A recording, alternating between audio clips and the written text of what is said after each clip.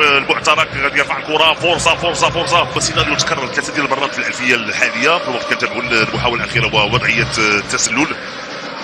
فريق الوداد عمل غادي يحاول يرفع الكره بالفعل، ترفع الكره داخل منطقه الجزاء وكان ما تحققش كل شيء، ولكن اعتقد انه المدرب الفرنسي ارسن فينغر طويله مع فريق الارسنال والنتائج جبران غادي يعمل، يحيى جبران كيلعب الكره في الجهه اليسرى، سيف الدين بورا هذه فرصه لبدا فريق الوداد، فرصه وانطلاقه ديال مهدي موهوب على مستوى الجهه اليسرى، مهدي موهوب محاوله الدخول داخل منطقه الجزاء، مهدي موهوب حتى تقريب العمليه كيطلب وسط الدقائق كان سنه والدعوه مفتوحه للجمهور المغربي، كنعرفوا دائما حاضر من اجل تشجيع العناصر الوطنيه. تواجد المحاوله هشام بوسفيان دخول داخل منطقه الجزاء، فرصه تمريره كره فوق المرمى، تسديده قويه والكره فوق مرمى الحارس يوسف دعجدي. تابعوا من جديد هذه المحاوله، لاحظوا العمل الكبير ديال هشام بوسفيان يمرر رضا جديد، تمكن من وصول الكره يسدد والكره فوق مرمى الحارس هشام العلوش.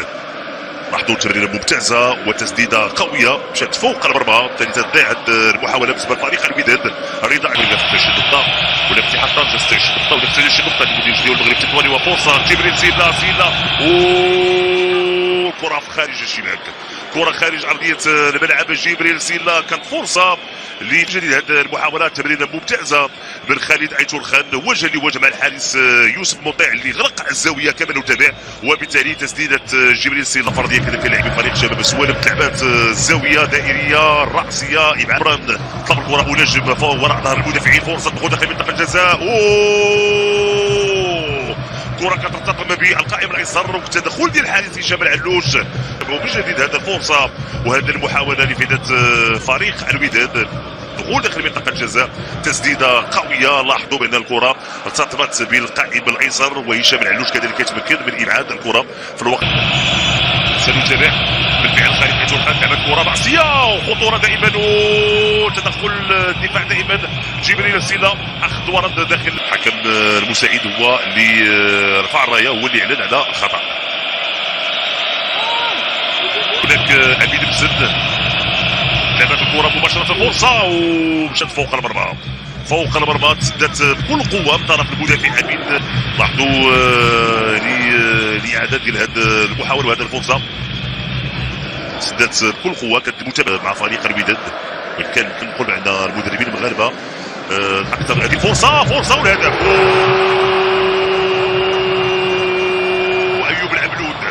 ايوب العبلود في المكان المناسب يضع الكره في الشباك، تمريره كانت ممتازه. ايوب العبلود ينطلق وراء ظهر المدافعين ويضع الكره في الشباك، هدف اول وفرحه لجماهير فريق الوداد. اذا النتيجه تغيرت هنا بالمركب الرياضي محمد الخامس لفائده فريق الوداد الرياضي البيضاوي. تمريره ممتازه، ايوب العبلود في ادواره الهجوميه يتمكن من وين كل كبيره وصغيره، باعتبار حتى الان بان لقاء الجيش والرجاء 0 لمثله، وايوب العبلود يضع الكره في الشباك، تقدم لفائده فريق الوداد. لاحظوا هدف جميل لفائده الوداد، ايوب العبلود ازدواجي على مستوى الادوار، الدور الدفاعي والدور الهجومي. تمريره من هشام بوسفيان لايوب العبلود ما زاد ما نقص، حتى الكره ما خلاهاش تسقط الارض. كره داخل منطقه الجزاء، يحيى جبران والجوله الاولى دائما 1-0 لفائده فريق الوداد. ونجم هناك لسقوط ديال محمد بوداد، انطلاقه في الجهه اليمنى ولكن فضل انه يمرر في اتجاه لاعب يحيى عطيطله، تسديده عرضيه، فرصه وتدخل الحارس هشام بوسفيان البحث عن تسديده فرصه، تدخل الحارس هشام علوش مره اخرى، تصدي جبريل سيلا محاوله خاطئه لفائده فريق شباب السوالم. المهدي موهوب داخل منطقه الجزاء، رفع الكره، تدخل وابعاد الكره من طرف لاعب محمد بونجم في المكان المناسب في الوقت الحكم المساعد هذه المحاوله. بالفعل نتابع الصوره، مهدي موهوب كان في وضعيه تسلل، رفع الكره، كان محاوله خطيره. هشام بوسفيان، يحيى جبران لسيف ديال بورا، دي فرصه لفائده فريق الوداد. بورا المراوغه كيمرر فرصه ودائما الخطوره ايوب العبلود وتدخل الدفاع. الكره مرات لاحظوا سيف ديال بورا العمل الكبير اللي قام به، يمرر مرات من امام بوليسامبو جونيور، وكذلك اللاعبين الان اللي كيقوموا بعمليه الاحماء في الوقت ليحيى عطيه الله، رفع كره راسيه وبوليسامبو جونيور كتضيع. ايوب العبلود مره اخرى شادي يعمل كيرفع الكره، البحث على بوليسامبو جونيور وتدخل هشام العلوش فين شكلوا الخطوره. يحيى عطية الله الرأسية ديال بوليسار بوجينيو ما كانش بشكل جيد لانه كان مضايق من ابي نيلسون. مرة اخرى ايوب العلود رفع الكرة هنا الرأسية ولكن تدخل ديال هشام العلوش في المكان كنقول انه عطاه دفعة قوية والوجه اللي كنتابعوا الان وجه قوي. فرصة وسط يحيى جبران دائما الخطورة امين ابو الفتح المقبلة ولما لا نفوز باللقب. تابعوا المحاولة هشام ابو سفيان كيمرر على سيف دي بورا محاولة تسديدة فرصة تدخل الحارس يحيى البروك. لاحظوا حديث مع اللاعبين في الوقت تابعوا المحاولة ديال يحيى جبران تسديدة كانت في يد الحارس هشام العلوش. رجع الكرة دي فرصة لفريق فريق الوداد. التمرير عند هشام بوسفيان تسديدة مرة جانبا. الكل اعتقد بأن الكرة في الشباك والكرة تمر جانبا بالقائم الايمن لمرمى الحارس هشام العدلوش. سيف ديال بوهرة يمرر عند هشام بوسفيان. قلت عنده خيارين. بوهرة يسعى بتنفيذ تعبات الكرة خروج الحارس هشام العدلوش اللي كيبعد الكرة هشام بوسفيان. الرأسية ديال اي هدف واي تسديده للعبيد يحيى جبران. يحيى جبران يضع الكره في الشباك. هدف ممتاز لبدايه فريق الوداد.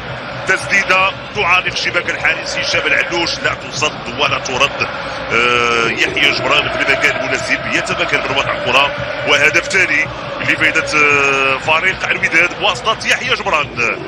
نلاحظوا الفرحه الكبيره ديال اللاعبين وكذلك ديال الجماهير الحمراء جماهير فريق الوداد الرياضي البيضاوي كذلك للمدرب سويد فان دين بروك وللطاقم التقني. هدف ثاني من مدينه الرباط. نتابع هذه المحاوله. رفعت الكره داخل منطقه الجزاء تدخل هشام العلوش.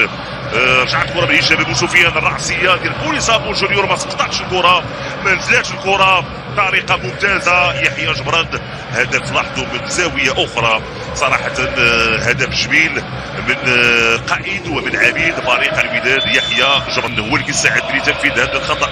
وهذه الكره ثابته امين بن لعبت كره مباشره الفرصه ومرت جانبا. تدخل الحارس يوسف مطيع هو اللي بعد الكره وبعد نتابعوا من جديد امين بن كنقول انه ما اعتمدش على القوه اكثر من التركيز حاول يوضع الكره كون المحاوله جبريل سيلا البحث على تمرير. رفعت الكره في القائم الثاني. فرصه ومشات فوق المرمى. محاوله جديد جبريل سيلا انطلاقا من الجهه اليسرى تمكن من المراوغه رفع الكره بشكل ممتاز. القائم الثاني تواجد ايمن حديدي لوحده ولكن التسديده مشات بعيد على المرمى. قبل الدوري الاوروبي العديد من اللاعبين كذلك اللي تفوقوا تعود المحاوله. يوسف مطيعو دائما الخطوره لفائده فريق شباب اسوانم. ترفعت الكره جبريل سيلا ولكن تدخل الدفاع وقد تكون جوله الحسم في انتظار نهايه المباريات. فرصه ما تميزوا الهدف معطي تميزوا يدخل منذ قليل يتمكن من وضع الكره في الشباك. تلعبت الكره بسرعه معطي تميزوا وراء دار المدافعين ينسل ويضع الكره في شباك الحارس يوسف مطيع. هدف اول لفائده فريق شباب اسوالم. اثاره واكثر تشويق. نتابع هذه المحاوله ونتابع هذه التمريره الممتازه لمعطي تميزوا الذي تميز دائما ب يعني وضع الكره في الشباك. هدف اول لفائده فريق الوداد. ايوب العبلود ايمن الحسوني يتمكن من التمرير لمحمد مناجم. رفعت الكره هذه فرصه الهداف بوليسامبو جونيور في المكان المناسب يودع الكره في الشباك. هدف ثالث لفائده فريق الوداد.